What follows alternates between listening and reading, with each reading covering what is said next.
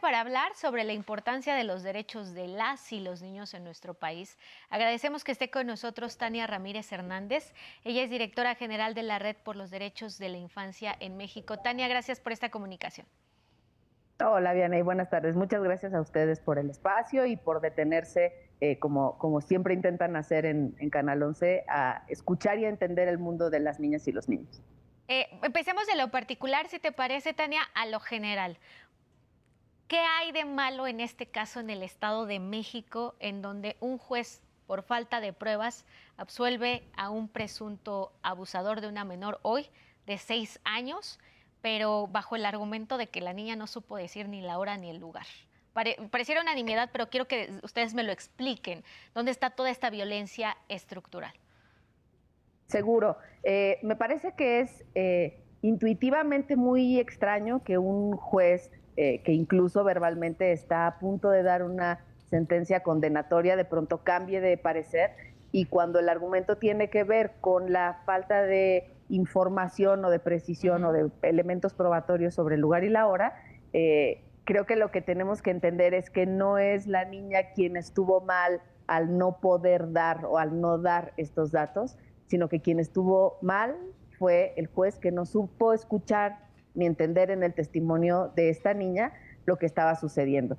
Digamos que quienes conocen un poco más del desarrollo de niñas y niños y sobre todo en la primera infancia, saben principios sobre cómo la representación de la realidad y la descripción de la realidad que se vive no siempre tiene este nivel de detalles, pero digamos que el juez no tendría por qué conocer principios de Piaget ni pedagogía de niñas y Claro. niños. Lo que sí tendría que saber es los lineamientos para perseguir el interés superior de la niñez y perseguir también la credibilidad hacia las víctimas, por tres elementos principales que son muy técnicos, de los cuales un juez sí debe de tener conocimiento, bien ellos.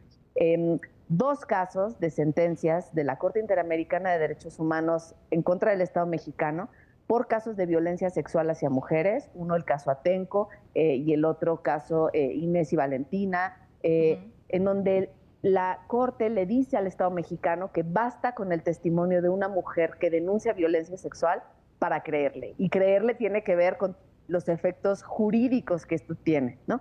Y otro elemento tiene que ver con una observación general que hace el Comité de los Derechos del Niño, este comité que revisa el cumplimiento que los estados tienen, que los gobiernos de los países dan a la Convención de los Derechos de la Niñez, que por cierto, este año México está en revisión de la ONU frente a este órgano de tratados. Y esta observación general número 12 lo que dice es que se tiene que escuchar la voz de niñas, niños, adolescentes, y hay incluso una parte en donde muy claramente se dice, en los casos en los que pueda haber ocurrido violencia sexual, violencia penal o algún otro tipo de violencia, no será necesario que niñas y niños, sobre todo cuando son muy pequeños, den con precisión y con totalidad estas pruebas. Ahora, también se ha dicho por parte de otros analistas en este caso, que claro, no es que se esperara que la niña lo dijera, sino que se hubiera esperado que el Ministerio Público aportara estas pruebas, Claro. ¿no? Me parece que eso es ir aventando un poco el balón de las distintas ventanillas que niñas y niños y adolescentes tienen, y víctimas en general también, tienen que ir recorriendo, en vez de tomar la decisión de que cuando un juez tiene un caso entre las manos, en donde una niña denuncia algo tan grave como esto, se le escuche, se le crea y se actúe en protección de ella. Y no solo de ella, esta es la forma también en la que se generan las garantías de no repetición para que nunca más un caso como este en particular pueda repetirse. Claro. Tania, este caso se viralizó y sabemos de él justo porque se viralizó, pero ¿cuántos casos de estos no hay en el país? Que eso es lo verdaderamente preocupante. ¿Cómo estamos en atención de niñas y niños en materia de abuso sexual en nuestro país? Estamos mal en muchos sentidos. Digamos que en el caso de esta niña se cruzó la violencia sexual, que es una realidad en nuestro país, con la violencia adultista, de pensar que los cuerpos de niñas y niños son todavía más posesiones intervenibles, adjudicables, tomables. El abuso sexual en México vio un incremento muy preocupante durante la pandemia.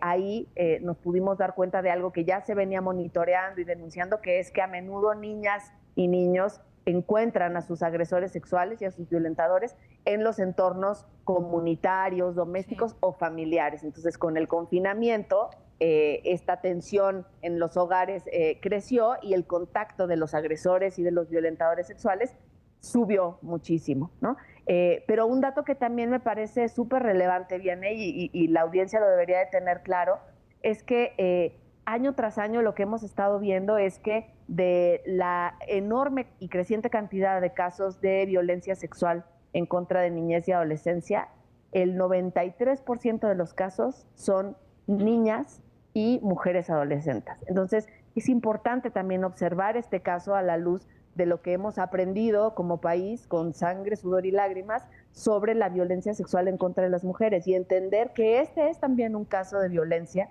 sexual en contra de las mujeres, quizá todavía más grave porque se trata de una mujer que con 4 años está en una etapa de desarrollo en donde debería de haber tenido un estado reforzado de protección y en donde las estadísticas nos están diciendo que son las niñas y que son las adolescentes, si me permiten el neologismo, quienes están sufriendo de primera mano este tipo de violencia y es un dato que deberemos tener en la mira también de cara a todo lo que se va a expresar la próxima semana, por las movilizaciones del 8 de marzo, etcétera. No son solamente las jóvenes, las mujeres, las que están denunciando la violencia y la violencia sexual en su contra, sino que ojalá esto sea también una oportunidad para darnos cuenta de que las niñas, a veces desde muy pequeñitas, están viviendo estas situaciones terribles y absolutamente inadmisibles, que no solamente no deberían de suceder en sus entornos, en sus hogares, sino que una vez suceden, una vez son denunciadas, con lo difícil que esto es, detectarlo, que una niña lo diga, lo verbalice, llevarlo a los peritajes, a los distintos espacios que a veces incluso pueden ser revictimizantes.